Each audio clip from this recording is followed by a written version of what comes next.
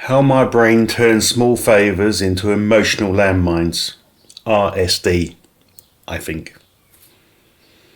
Alright, this is one of those videos nothing dramatic happens, but somehow it wrecks your day anyway. If you've ever thought, why am I affected by something so small, this might make sense to you. So quick context, I'm technically homeless.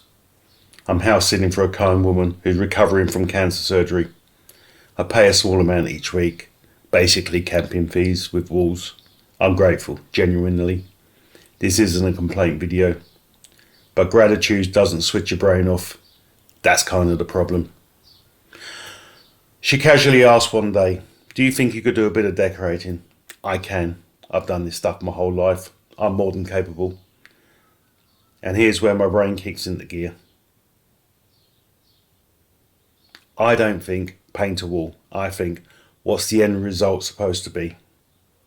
What paint system makes sense long term? What prep stops it looking like a landlord special? What's the cost? How do I do this properly so it's actually worth doing? I see the finished house in my mind. I price it. I write lists. I go to the shop. I commit. Not because anybody asked me to, but because once I say yes fully. This is people pleasing with a spreadsheet. So I come back to the lady and I say, all right, I've priced it up. Paint alone is about $2,000. I'll start prepping the timber properly and she says, oh, maybe just paint the ceilings. Don't worry about the rest. Actually, I like the look of the raw timber look. And that's it. That's the moment. Externally, I say something like, oh yeah, no worries. Internally, it's like somebody's unplugged me. Not anger, collapse. My brain goes, why did I bother? Why do I always overinvest? Why does this keep happening? What's the point of doing anything properly? Why am I even here? All from a sentence about ceilings. This, I think, is RSD, Rejection Sensitive Dysphoria. Not rejection like you're fired, rejection like the thing you cared about doesn't matter. And when you've already got homelessness, gratitude, pressure, cancer context, don't be difficult, don't ask for much, your nervous system reads that as you misjudge reality again. What hurts isn't the pain, it's the letdown after commitment.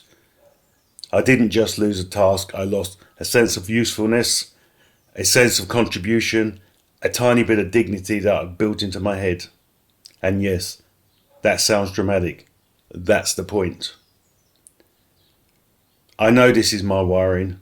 I know most people would just shrug and paint the ceiling. My brain doesn't do half presents very well. It's either I won't do anything or I'll do it all properly or not at all. And when the reality shifts midway, there's no clutch, just grind. So what do? I bought the ceiling paint. I painted the ceilings. I stopped there. Not as punishment, not as a protest, but because I'm learning that overgiving is not generosity if it wrecks you afterwards. I don't have a fix. I don't think this will ever go away, but noticing it in real time helps. Because when nihilism hits and you think, what's the point of life, honestly? Sometimes the answer is boring and small. Your brain tripped a wire.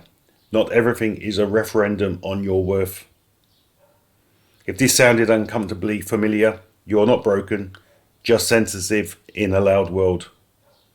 Alright, that's it.